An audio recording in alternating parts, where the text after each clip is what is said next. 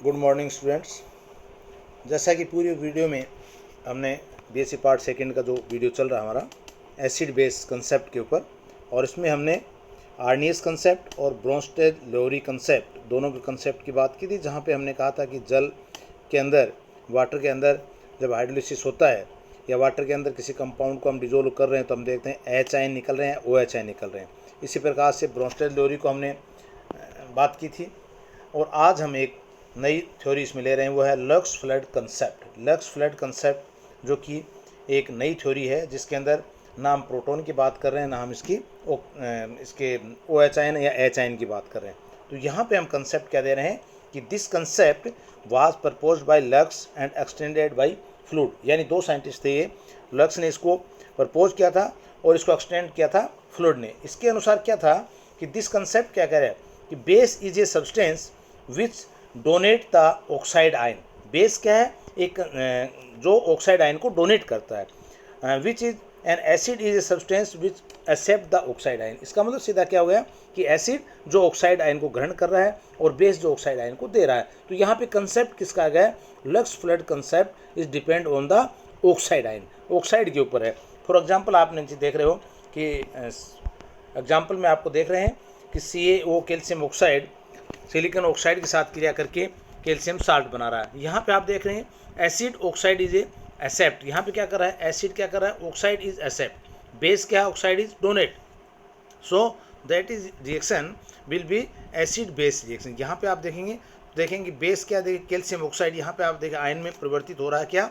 ये आपके calcium ion, ये देखिए कैल्शियम आयन का दिखा रहे हैं यहाँ पे, और यहाँ पे देखिए आपको क्या दिखा रहे हैं, ये लेड ऑक्साइड में। इन दोनों कंपाउंड को हम लेके चलें तो कैल्शियम जो है वो दो प्रकार से विभेदित हो रहा है। यहाँ पे कैल्शियम ऑक्साइड और सिलिकॉन ऑक्साइड के साथ क्रिया करिए, calcium ion +2 plus oxide ion. यहाँ पे आप देख रहे हैं जो ये ऑक्साइड आयन है ये कहाँ पे जा रहा है? सिलिकॉन ऑक्साइड के साथ क्रिया कर रहा है। इसका मतलब क्या है? कैल्शियम यहाँ से ऑक्सीजन जो है वो क्या हो रहा है? बेस क्या कहा? Oxide is the donate. Oxide वो यहाँ पे डोनेट कर रहा है। एसिड क्या है? Oxide is the accept. इसका मतलब ऑक्साइड है, तो सिलिकॉन ऑक्साइड क्या एसिड का कार्य कर रहा है, कैल्शियम ऑक्साइड में यहाँ पे बेस का कार्य कर रहा है। इसी प्रकार से लेड ऑक्साइड की बात कर सकते हैं, लेड +2। इसी प्रकार से लेड +2 प्लस ऑक्सीजन -2, ये एक आयोनाइजेशन होता है। आयोनाइजेशन के पश्चात हम देखते हैं कि एसिड और बेस की प्रवृत्ति के अनुसार लेड जो है वो ऑक्साइड आयन को क्या कर रहा है? एक्सेप्ट कर रहा है या डोनेट कर रहा है। यहाँ आप देख रहे हैं रिएक्शन में कि लेड से ऑक्साइड आयन जो है डोनेट हो रहा है और सल्फर ट्राइऑक्साइड के साथ ऑक्साइड आयन जो वो ऐड हो रहा है। इसका मतलब लेड ऑक्साइड क्या हो गया? यहाँ बेस का कार्य कर रहा है। सल्फर ट्राइऑक्साइड क्या है? यहाँ पे एसिड का कार्य कर रहा है। तो क्या कह सकते हैं कि the substance which show a tendency to give up as well as the take up oxide ion as well as the amphoteric substance. तो इसका मतलब क्या है कि ऑक्साइड आयन को दे रहा ले रहा है इस बेस के ऊपर, को हमने आयोनाइज करके बताया गया है। जैसे जिंक ऑक्साइड है, सल्फर ट्राइऑक्साइड के साथ क्रिया कर रहा है। यहाँ पे भी आप देख रहे हैं जिंक Zn+2 और ऑक्साइड -2, दोनों से अगर हम देखेंगे तो जिंक के साथ जो ऑक्साइड लगा वो यहाँ से चला गया। इसका मतलब जिंक कैसा हो गया? जिंक ऑक्साइड एक बेस की तरह कार्य कर रहा है, सल्फर ट्राइऑक्साइड एक एसिड की तरह कार्य कर रहा है। और भी हमारे पास है जिंक के अलावा एल्यूमिनियम है, टिन है, लेड है, इनके ऑक्साइड भी एज ए बेस की तरह यहाँ पे कार्य करेंगे। इसमें लिमिटेशन बताया, this concept is limited only the acid base reaction में। तो यहाँ पे थोड़ा सा स्कोर देख लें आप। बेरियम ऑक्साइड जैसे हमने एग्जांपल पहले लिया कि अम्ल क्षार से हम देखते हैं किसी यानी आर्नियस ब्रोंस्टेड किसी अवधारणा का आधार पर समझाया था हमने कि अम्ल क्षार अभिक्रिया को किस प्रकार से प्रोटॉन और हाइड्रोजन आयन और OH आयन के द्वारा लिया। परंतु यह अभिक्रिया तब भी संपन्न होती है यदि बेरियम ऑक्साइड की सीधे कार्बन डाइऑक्साइड से क्रिया करा रहे हैं। यहाँ पे आप देख रहे हैं बेरियम का बताया कि बेरियम +2 ऑक्साइड -2, यहाँ से बेरियम ऑक्साइड से बेरियम जो है वो ऑक्साइड को कार्बन डाइऑक्साइड में कन्वर्ट कर रहा है। इसका मतलब यहाँ पे ये बेस की तरह कार्य कर, अर्थात ऐसी अभिक्रियाएं जो जल या हाइड्रोजन आयन की अनुपस्थिति में, देखिए क्या बताया हमने, क्योंकि आर्नियस में हमने कहा था जल की उपस्थिति में था, लेकिन यहाँ पे जल या हाइड्रोजन आयनों की अनुपस्थिति में, absence of the hydrogen ion में अम्लीय एनहाइड्राइड द्वारा संपन्न होती है। ये क्रिया क्या है? जिसमें अम्ल तथा क्षारीय ऑक्साइड परस्पर क्रिया करके और ये क्या बनाएंगे? लवण बनाएंगे। ये एक सामान्य उदासीनीकरण अभिक्रिया का कंसेप्ट है कि एसिड प्लस बेस रिएक्ट करके साल्ट का फॉर्मेशन करते हैं। अर्थात ये सभी अम्ल क्षार अभिक्रियाएं तो हैं ही, लेकिन आर्नियस, ब्रोंस्टेड अथवा ल्यूइस की अवधारणा द्वारा इनकी व्याख्या संभव नहीं थी, क्योंकि वहाँ पे ऑक्साइड का कंसेप्ट नहीं था। ये लक्ष्य ने ही कंसेप्ट दिया था। तो लक्स फ्लड्स के अनुसार क्या कह सकते हैं, अम्ल उन पदार्थों को कहेंगे हम जो ऑक्साइड आयनों को ग्रहण करें, और क्षार उन पदार्थों को कहेंगे जो ऑक्साइड आयन को मुक्त करें। तो इस प्रकार से एग्जाम्पल को हम बेरियम ऑक्साइड से लेकर के भी इसको समझा सकते हैं। लक्स की अवधारणा के अनुसार क्या था, उच्च ताप की अभिक्रियाओं पर विशेष रूप से लागू की जा सकती है। ये एक कंसेप्ट है। इसमें टाइटेनियम ऑक्साइड प्लस Na2S2O7 के साथ क्रिया करके टाइटेनियम सोडियम सल्फाइड बनाता है, टाइटेनियम ऑक्साइड बना। ये इस प्रकार से विलयन में वह अम्ल विस्थापित हो जाता है जो अधिक वाष्प, यहाँ सोलवेंट की बात हम कर रहे हैं कि जो पहले कौन होगा, यानी वह अम्ल विस्थापित हो जाएगा जो ज़्यादा वाष्पशील होगा। पहले टेम्परेचर उसका कम होगा तो वाष्पशील जल्दी हो जाएगा। तो सिलिकॉन ऑक्साइड जहाँ पे हम देखते हैं रेत का है, ये Ca3PO4 का होल ट्वाइस, यानी कि जिप्सम के साथ कैल्शियम सल्फेट के साथ क्रिया करके ये एक साल्ट बनाती है। यहाँ पे आप देख रहे हैं SO3 गैस के रूप में निकल रहा है, यानी ये भी एक रिएक्शन का एग्जाम्पल हम दे सकते हैं।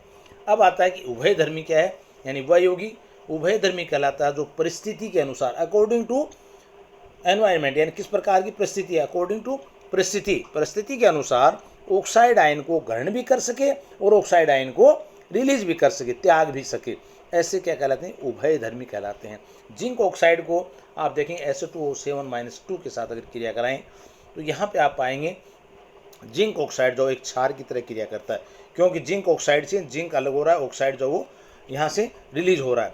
दूसरी ओर अगर यही क्रिया जिंक ऑक्साइड को हम सोडियम सल्फाइड ऑक्साइड के साथ क्रिया कराते हैं तो आप देखें Na2O के साथ क्रिया कराएंगे तो Na2 2Na++O2-, इसका मतलब क्या है, यहाँ से जिंक से जो है वो सोडियम अलग हो रहा है, अर्थात यहाँ पे जिंक ऑक्साइड के रूप में प्राप्त हो रहा है। तो ये एक अम्ल की तरह क्रिया कर रहा है, यहाँ पे एक क्षार की तरह क्रिया कर रहा है। तो लक्स की ऑक्साइड स्थानांतरण की अम्ल क्षार, जिसके अनुसार कोई पदार्थ जो रासायनिक अभिक्रिया में ऋण आयन यानी ऑक्साइड है, हेलो ऑक्साइड्स हैं, कार्बन आयन्स हैं को त्याग सके, ऋण आयन को त्याग सके, उसे हमने क्या कहा, बेस। ऑक्सीजन क्या है, एक ऋण आयन है। क्षार और कोई भी पदार्थ जो रासायनिक अभिक्रिया में ऋण आयन को ग्रहण कर सके उसे हमने क्या कहा, एसिड। तो इस प्रकार से इसकी परिभाषित हम कर सकते हैं। इसके बाद आता है इसके अंदर अगला कंसेप्ट है यूसेनोविच की परिभाषा, यानी एक आपके सिलेबस में दे रखा है यूसेनोविच क्या है, उन्होंने क्या परिभाषा दी। इसमें उन्होंने बताया कि एक अम्ल क्या हो सकता है कि ये गुण अगर किसी में है तो वो एक एसिड की तरह कार्य करेगा, और अगर ये गुण है तो क्या करेगा, क्षार की तरह कार्य करेगा। तो इन्हें तीन बातें मैंने यहाँ बताई आपको कि एक अम्ल ऐसा कोई भी पदार्थ हो सकता है, एनी सब्सटेंस एसिड, जिसमें उदासीकरण के द्वारा क्षारों के साथ लवण बनाता हो। सीधा कंसेप्ट है कि एसिड प्लस बेस रिएक्ट करके एक साल्ट का निर्माण करते हैं अथवा धन आयन देते हो। दूसरा, ऋण आयन के साथ संयोग करता हो। तीसरा, इलेक्ट्रॉन को ग्रहण कर सकता हो। तो ये अगर तीनों चीज़ें किसी में हैं तो उसको हम कहेंगे एसिड है। इसी प्रकार से क्षार क्या होगा, ऐसा कोई भी पदार्थ हो सकता है जिसमें उदासीकरण के द्वारा अम्लों के साथ लवण बनाता हो। सेम कंसेप्ट है फर्स्ट। सेकंड क्या है, ऋण आयन मुक्त करता हो, यहाँ ध्यान रखना, ऋण आयन को क्या कर रहा हो, फ्री कर रहा है, मुक्त कर रहा है। और थर्ड है धन आयन के साथ संयोग करे। और चौथा, इलेक्ट्रॉन को मुक्त कर सके। तो ये दोनों अगर चारों कंसेप्ट हैं तो वो क्या कहलाएगा, क्षार कहलाएगा। तो यूसेनोविच ने क्या कहा कि अगर ये तीनों पॉइंट एसिड में है तो एसिड है, अगर क्षार के हैं तो क्षार कहलाएगा। ये यूसेनोविच के द्वारा इसको परिभाषित किया गया था। अर्थात अम्ल व क्षार की दो अवधारणाएं हमारे पास सामने अभी तक आई। एक आई प्रोटोनिक अवधारणा, प्रोटोनिक कंसेप्ट, जिसमें आर्नेस और ब्रोंस्टेलोरी ने कंसेप्ट दिया था। और दूसरा आता हमारे पास नॉन प्रोटोनिक कंसेप्ट, जिसको हमने कहते हैं लक्स फ्लड थ्योरी या लुईस एसिड बेस की थ्योरी भी आगे आएगी, वो हम बाद में डिस्कस करेंगे। अब देखिए general theory of solvent system. एक सोलवेंट सिस्टम आपने पढ़ा हुआ पहले भी सॉल्यूशन के बारे में, जिसमें सॉल्यूशन में क्या होता है, solvent plus solute is equal to solution, अर्थात जिसके अंदर सोलवेंट की मात्रा ज़्यादा होती है, सोल्यूट की मात्रा कम होती है। यहाँ हम एसिड बेस के परपेक्स में ले रहे हैं कि सोलवेंट सिस्टम की क्या थ्योरी अप्लाई कर सकते हैं इस पर। तो यहाँ पे फ्रैंकलिन साइंटिस्ट था, उन्होंने बताया कि आर्नेस के अनुसार क्या था, जो पदार्थ घुल करके प्रोटॉन मुक्त करे अम्ल कहलाता है, और जो पदार्थ हाइड्रोक्साइड आयन मुक्त करे वो क्या कहलाता है, आर्नेस के अनुसार ही था, क्षार कहलाता है। तो सामान्य विलयन सिद्धांत हम कैसे लागू कर सकते हैं इस पर कि कोई पदार्थ किसी विलयन में घुलकर यदि विलयन के धन आयन मुक्त करे, क्या कह रहे हैं, कोई भी पदार्थ है वो विलायक में घुल करके यदि विलायक में धन आयन मुक्त करे तो वो क्या कहलाता है, अम्ल है। और जो पदार्थ किसी विलायक में घुलकर उस विलायक के ऋणायन मुक्त करे वो क्या कहलाता है, क्षार कहलाता है। तो विलायक के धन आयन व ऋण आयनों का आपस में संयुक्त होकर के विलयन यानी अणुओं का बनना वो क्या कहलाएगा, इसका उदासीनीकरण, न्यूट्रलाइजेशन। अब देखिए थोड़ा सा कंसेप्ट कोर क्लियर करते हैं हम। क्या दिस कंसेप्ट वाज प्रपोज किसने किया था, फ्रैंकलिन ने जैसे बताया। इट एब्स्ट्रैक्ट्स क्या बताया इन्होंने कि the acid base behaviour in aqueous and non aqueous solvent, किसमें अम्ल क्षार का जो बिहेवियर है, गुणधर्म है, वो अम्ल और क्षार का एक्वस जलीय और नॉन जलीय विलयन की बात कर रहे हैं। अकॉर्डिंग टू दिस कंसेप्ट, इस कंसेप्ट के अनुसार क्या था, an acid is a substance which in a solvent increase the concentration of cation, cation means धनायन। तो यहाँ पे हमने थोड़ा सा सोलवेंट सिद्धांत को अप्लाई करते हुए हमने कहा कि जिस सॉल्यूशन के अंदर करेक्टरिस्टिक गुण आ जाए किसके, केटायन के, या increase of the concentration of cation, cation की धनायन की वृद्धि हो जाए, तो द सोलवेंट एसिड। और बेस में क्या हुआ, is a substance which an solvent increase the concentration of anion characteristic, anion की करेक्टरिस्टिक की इंक्रीज हो रहे हों तो ऑफ द सोलवेंट, तो दिस द करेक्टरिस्टिक केटायन और anion of the solvent are produce has a result of the auto ionization, स्वतः विघटन की क्रिया जिसको हम कहते हैं, यानी ऑटो आयोनाइजेशन की प्रवृत्ति, स्वतः वियोजन की प्रवृत्ति जो यहाँ पे वो आ जाएगी, उसको कहते हैं ऑटो आयोनाइजेशन। फॉर एग्जाम्पल जैसे जल का H2O प्लस H2O क्रिया करके हम देखते हैं H3O प्लस केटायन और OH आयन एनायन बना रहे हैं। तो the solvent which H3O plus ion in water are acid and OH ion in water are the base. तो ये स्वतः वियोजन, जैसे एग्जाम्पल हमने अमोनिया का ले रखा है, अमोनिया के दो अणु लेकर के NH3 प्लस NH3, तो आप देखते हैं NH4 ion plus amide NH2 minus ion, अर्थात वे पदार्थ जो द्रव अमोनिया में अमोनियम आयन मुक्त करे, increasing of the cation concentration, तो यहाँ पे क्या अमोनियम आयन मुक्त करे वो क्या कहलाएगा, एसिड, अम्ल है। और जब वे पदार्थ जो द्रव अमोनिया में एमाइड NH2 माइनस आयन मुक्त करे वो क्या कहलाएगा, क्षार कहलाएगा। और दोनों की जब क्रिया करा देंगे इसकी अम्ल और क्षार की, तो क्या बन जाए, वापस अमोनिया बन गए, उसको हमने क्या कहा, उदासीनीकरण क्रिया। यहाँ पे एक और आता है सम आयनन प्रभाव, जिससे लेवलिंग इफेक्ट कहते हैं। तो वो क्या है, HCl HNO2 प्रबल अम्ल पूर्णतः वियोजित होते हैं, यानी जो कंप्लीटली वियोजित हो जाए, हम कहते हैं स्ट्रॉन्ग एसिड, स्ट्रॉन्ग बेस जो कंप्लीटली आयोनाइज हो जाएं, तो HCl HNO2 ने कहा प्रबल अम्ल पूर्णतः वियोजित होते हैं। जल में सभी अम्लों का आयनन समान होता है, किसमें, वाटर में, अतः सभी की प्रबलता क्या होगी, एक जैसी होगी। जब भाई उनमें आयनाइजेशन एक जैसा हो रहा है, पूर्णतः वियोजित हो रहे हैं, इसका मतलब उनकी प्रबलता, स्ट्रेंथ भी क्या होगी, एक समान होगी।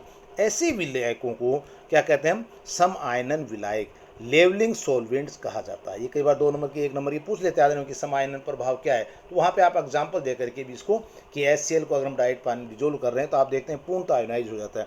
तो इस प्रकार से पूर्णतः आयनाइज होने के संबंध में हम कह सकते हैं कि सभी क्या है, प्रबलतम, यानी इनकी स्टेबिलिटी या ये कहें कि स्ट्रेंथ जो है वो प्रबलता भी क्या होगी, समान होगी। तो ऐसी स्थिति में इन अम्ल व क्षारों की प्रबलता ज्ञात करना हम कहते हैं कि संभव नहीं है, क्योंकि अगर समान एक कैसे ज्ञात करेंगे, तो प्रबलता ज्ञात करने के लिए किसी दुर्बल अम्ल या क्षार को विलायक के रूप में प्रयुक्त किया जाता है। तो ये दुर्बल अम्ल व प्रबल क्षार या अम्लों की सामर्थ्यता की पहचान कर सकते हैं। ऐसे विलायक क्या कहलाएंगे, विषम आयनन विलायक कहलाएंगे, और इस प्रभाव को हम क्या कहते हैं, विषम आयनन प्रभाव भी कहते हैं। यहाँ पे आप देखिए example HCl H2 H3 ion plus chloride ion पूर्णतः वियोजित हो रहे हैं, तो प्रबल अम्ल यहाँ पे इस प्रकार से HCl में तो पूर्णतः क्या वियोजित होने के कारण प्रबल अम्ल की तरफ व्यवहार कर रहा है। HCl जल में पूर्णतः डिजोल्व हो गया H आयन और Cl आयन में, तो इसलिए क्या हो गया, पूर्णतः वियोजित होने के कारण एक प्रबल स्ट्रॉन्ग एसिड की भांति व्यवहार कर रहा है। लेकिन एसिटिक अम्ल विलायक में इसका व्यवहार क्या है, दुर्बल अम्लीय हो जाता है। अतः एसिटिक एसिड में इन प्रबल अम्लों की आपेक्षिक सामर्थ्यता को अगर ज्ञात किया जाए तो वो क्या आएगी, HNO3 सबसे कम, HCl H2SO4 HClO4, ये इनकी स्ट्रेंथ के बारे में बात कर रहे हैं। अब आता है एक लास्ट टॉपिक, इसी में थोड़ा सा और लें, टाइप्स ऑफ सोलवेंट। अब सोलवेंट की हम बात कर रहे थे कि सोलवेंट के अनुसार किस प्रकार से इनका आयोनाइजेशन प्रभावित हो रहा है। तो हम कह रहे हैं यहाँ पे सोलवेंट्स कितने प्रकार के होते हैं। तो सोलवेंट्स जो प्रोटॉन देने और लेने की प्रवृत्ति के आधार पर हम इसको डिसाइड कर सकते हैं।